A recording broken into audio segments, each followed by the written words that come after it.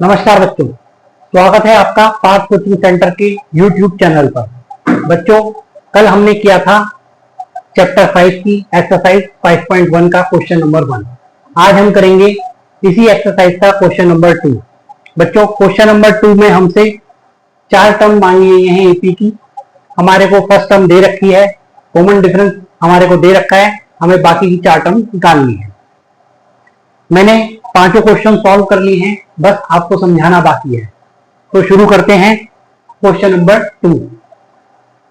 Question number 2 का part 1 है। हमारे पास में फर्स्ट टर्म दे रखी है 10 और कॉमन डिफरेंस दे रखा है 10। तो फर्स्ट टर्म हमारे पास ऑलरेडी मौजूद है। फर्स्ट टर्म के अंदर हम कॉमन डिफरेंस को ऐड करेंगे तो हमारे को a1 की वैल्यू मिल जाएगी। ठीक इसी तरीके से हम a1 की वैल्यू में कॉमन डिफरेंस फिर से ऐड करेंगे तो हमारे को a2 की वैल्यू मिल जाएगी। a2 में हम कॉमन डिफरेंस ऐड करेंगे तो हमारे को a3 की वैल्यू मिल जाएगी।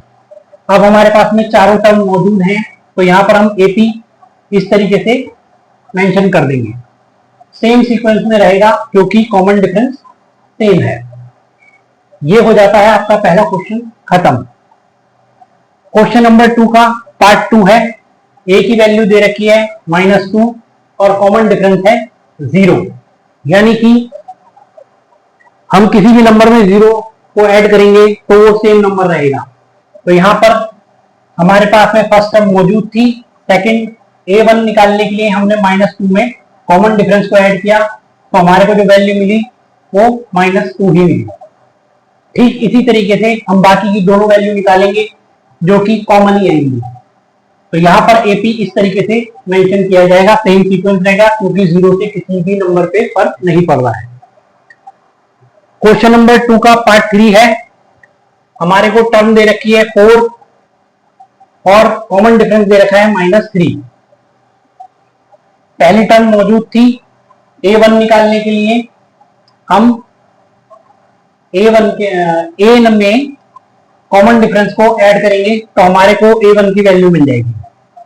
a1 के अंदर कॉमन डिफरेंस दोबारा से ऐड करेंगे तो हमारे को a2 की वैल्यू मिल जाएगी। ठीक इसी तरीके से हम a2 में दोबारा से कॉमन डिफरेंस डालेंगे तो हमारे को a3 की वैल्यू मिल जाएगी। तो इसका AP निकल कर आएगा 4 1 -2 -5 और इसी सीक्वेंस में आगे। ये क्वेश्चन यहां पर कंप्लीट हो जाता है।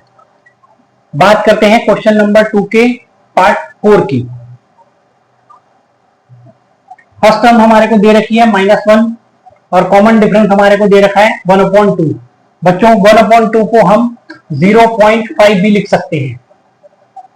तो फर्स्ट टर्म हमने एज इट इज लिख दी। a2 निकालने के लिए हम -1 में 0.5 ऐड करेंगे तो हमारा आंसर आएगा -0.5। a2 में हम दोबारा से 0.5 ऐड करेंगे, अब एक प्लस का और एक माइनस का, तो वैल्यू हो गई 0।